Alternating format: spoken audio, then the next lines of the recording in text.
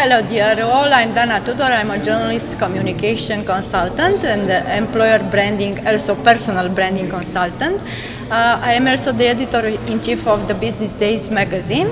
I have here today with me Swain, which is a best-selling author and one of the most influential women in HR worldwide, which is a great honor to have you here and speak to you. Thank you.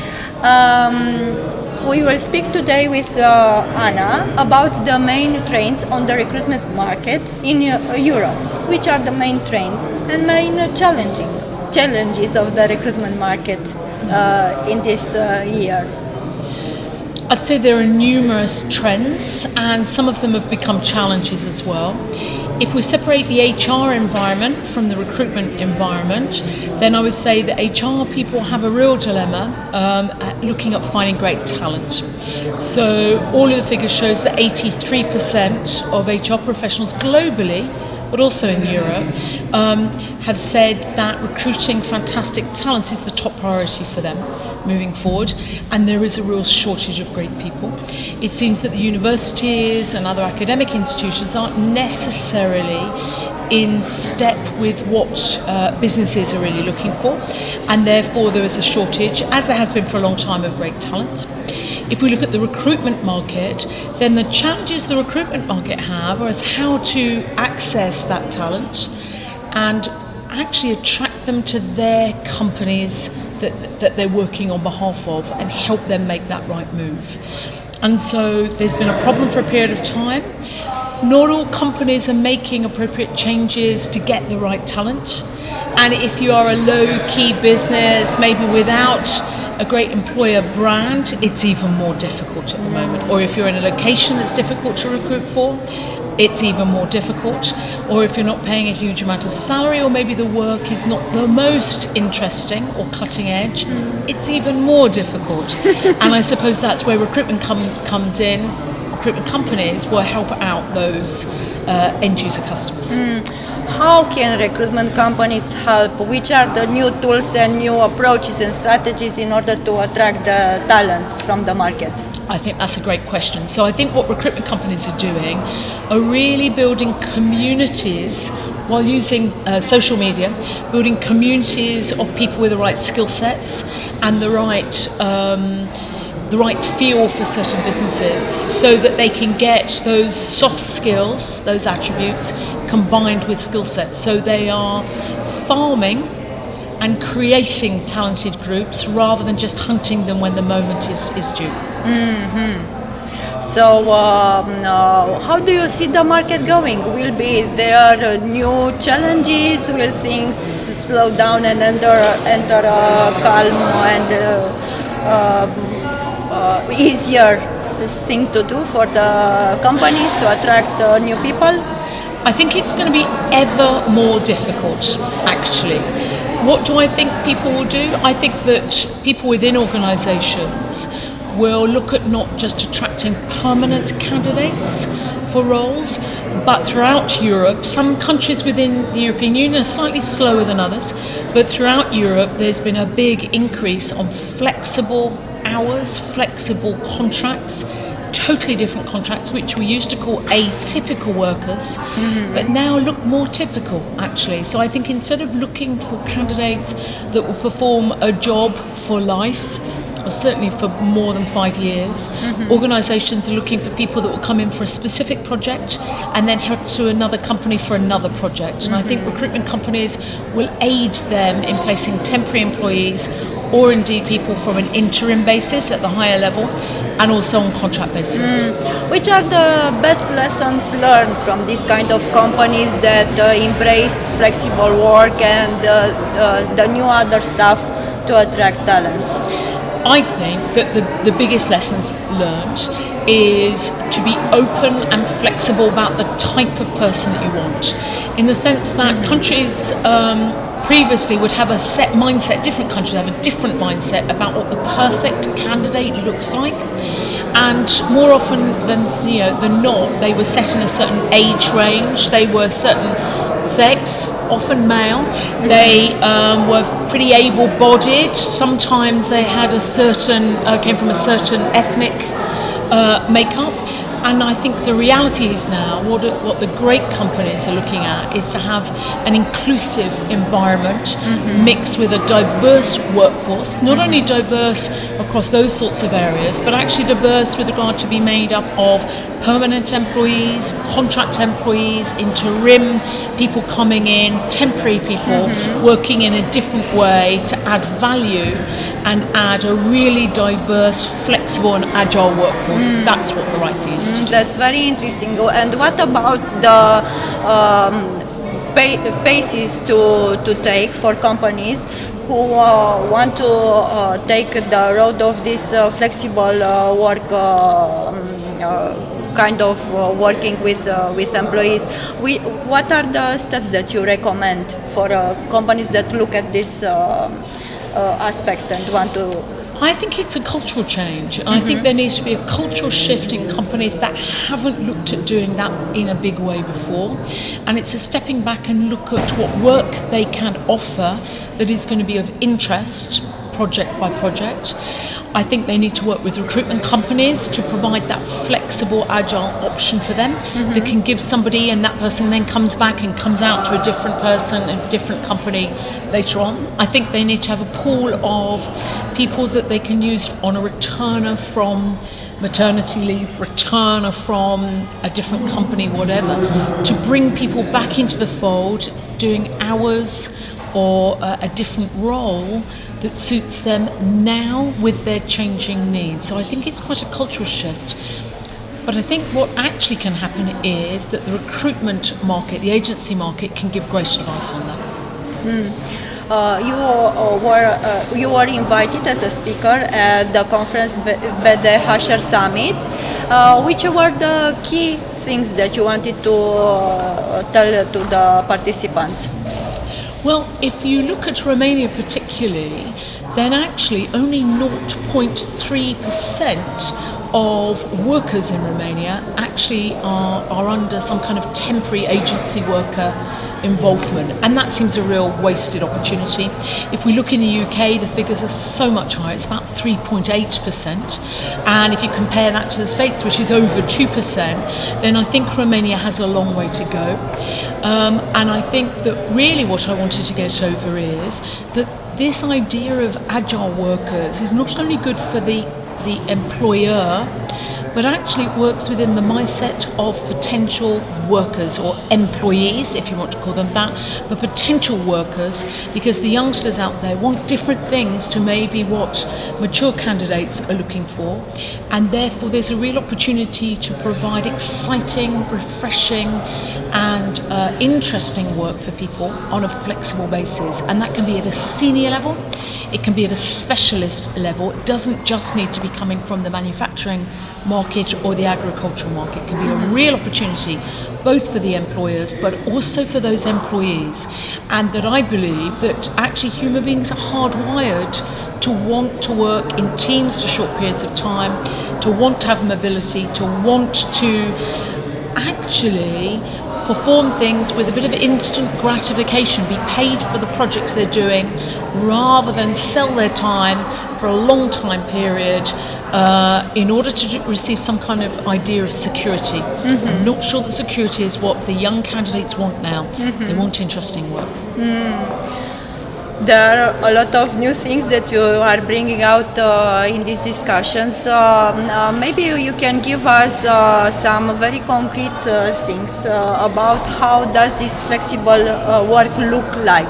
I mean, like collaboration, like part-time jobs, like, I don't know, a few hours per day. Which are the forms that this flexible work can take? Well, if you look at the global population, then around 75% of people globally actually work in a flexible environment. A lot of those will be unpaid work done by mothers or carers or people that are actually working in the home but not providing their labour for money. And other things are done on a very short-term basis or an as and when needed basis. So we are already here with this new idea of the way things should work, and different countries need to pick it up. I think the reality is, what will it look like?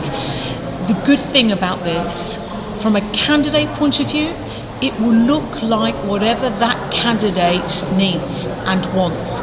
Because with such a shortage of talent, the candidates now, the really good candidates, can say, this is what I want it to look like. And I think employers need to embrace that idea of dealing with individuals, rather than assuming that all candidates want the same thing. All of the research shows they don't. So human beings are grown to have a lot of choice now. If I want my McDonald's hamburger, I want it without a pickle, and I want it without this, and I want it without that. And nowadays we want work to be delivered to us in the way that works for us. And it may be part-time whilst my children are small. It may be on a temporary basis while I decide where my career is going. It may be a fixed-term contract. It may be different hours on shift basis, depending on what my needs are at any one time. And I think employers need to embrace that, because the days of where the employer controls and the candidate is subservient, they're moving. There will always be people at the bottom end of the market that are stuck in that. But for real talent, which is what the employers want, they need to show flexibility, otherwise they won't get them. I think the idea of work-life balance is sort of moving, in the sense that the young kids out there don't mind being on the internet at midnight, catching up on emails. Actually, they don't mind searching for things. They don't mind doing all of that stuff in the hours that we wouldn't have assumed people would work. And so they're showing flexibility, and we will absolutely need to show that flexibility to get the talent that we're all desperate for. Which is the time frame that the things may going to be visible also in Romania, looking at the other countries' experience? Yes. When will we see things going in the directions that you are talking about? I think you're already seeing it going in that direction, but it's at the very beginning. I would say in the next 5 years, you probably will have caught up with regard to that. If I look at some other countries and some other places and markets within countries, it's kind of there already. If you look at Silicon Valley, San Francisco, Silicon Valley in California, in the IT market, it's absolutely there now. Because the talent is so short and in such high demand that employers are asking what people want and trying to fulfill everything that they want in order to attract those people. And also, they're not assuming they're going to stay forever. It's okay to be somewhere for a year or 2 years or whatever, or 6 months, and move to a different fulfilling role. So I think in some countries it's there. Other countries are heading there. So a lot of Western Europe, I'd say, is definitely heading there closely. If I look at Romania, it's a little bit behind. That use of temporary workers is very low. I think there's a step up. I think it will take Romania less time to get there than it's taken some other countries. So I think it's moving now. And which are the domains? You are talking about IT in Silicon Valley, but in Europe, which are the domains that this temporary work is more visible? Okay, what I would say is that Europe hasn't shown itself in this instance to be a homogenous group, so different countries are further ahead than others. If we look at the intake of temps and sort of flexible workers in France, it's more often or not at a relatively junior level. There's over 1 million temporary workers in France at the moment, but they tend to be at a relatively junior level. If we look at the intake of temporary workers, say in the UK, where we have a big number, over 1 million with regard to that, then we tend to have them at a more senior level. So it may be temporary IT workers or bankers or accountants, or in the pharmaceutical market, for instance, there's a lot of interim, so the senior temporary workers. So different countries do it in a different way and at a different pace. So I wouldn't say Europe acts as one whole place. It's different countries within Europe. When you say senior work? You mean top managers, specialists? What is senior work? So from a senior point of view, it's exactly that. If you look at people with a management responsibility, they would count as senior. If you look at specialists, they would count as senior. And then actually, if you look at the interim market, that's normally at director level. So strategic vision people that can come in for a period of time and set something up from scratch. And those are the interim temporary workers out there that sell their experience and their knowledge for a short-term win for a company at the other end. So it's at different levels and in different markets. And from the point of view of the recruiter, how do you see things in the relationship with the companies? Will the relationship change? Will there be new ways of collaboration? How are also best practices in this recruiter-company relationship that you see? I think that's a really good question. What I would say is I've been in the recruitment market for over 30 years and I've seen some changes in that time, but I see a real period of change now. I would suggest that historically the recruitment market has sourced candidates and passed on from an information point of view their details and made introductions. I see that moving. So I think now it's easier to source millions of candidates. You can get them from the internet, you can get them from social media very easily. I think that the opportunity for recruitment companies is more about selection of the hundreds of thousands into one or three, for instance, for a company to see, and the one that they choose. I would also see the growth in consultancy skills provided by recruitment companies, and that end user customers are asking recruitment companies to give them information on salary levels within a market, whether there are people there, and benchmarking information. Obviously, recruiters giving them that kind of information as value-added services that actually are paid for by the end-user customer. I think sourcing's never been easier. I think selecting has probably never been more difficult. And I think from a point of view of information, there's never been a bigger opportunity for recruitment companies. What about social media? How do you recruit people from there? What do you look at when looking at the profile of a person? Well, that would depend on the job. So if you're looking for the job, you want the skill sets necessary that a client has dictated. But what end user customers are looking for is a whole range of soft skills, and that's more difficult to find in a document.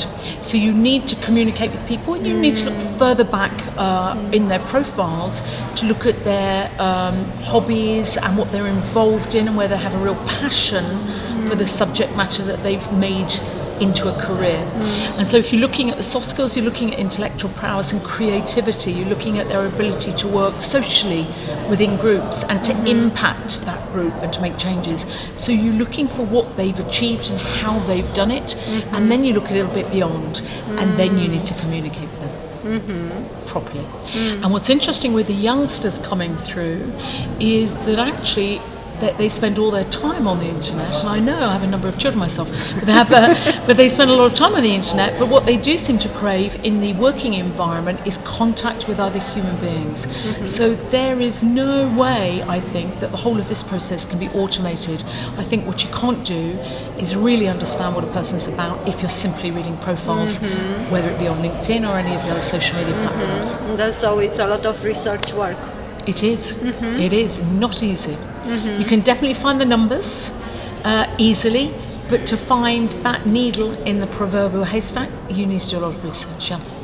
One last thought for the HR people that are looking at us now.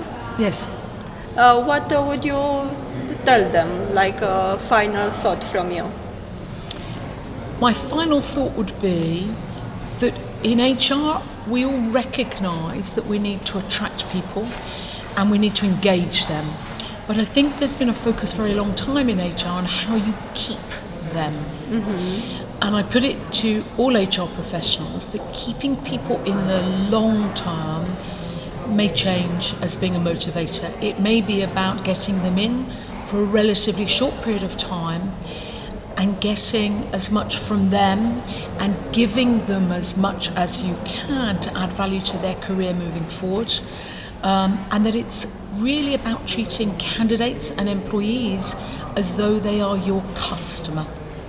Because let me tell you, they have a choice. The good ones have a great choice. And for them to choose you and to come back for another project and choose you, you need to recognise that they have that choice and be an organisation and an environment that they want to choose again and hopefully again and again.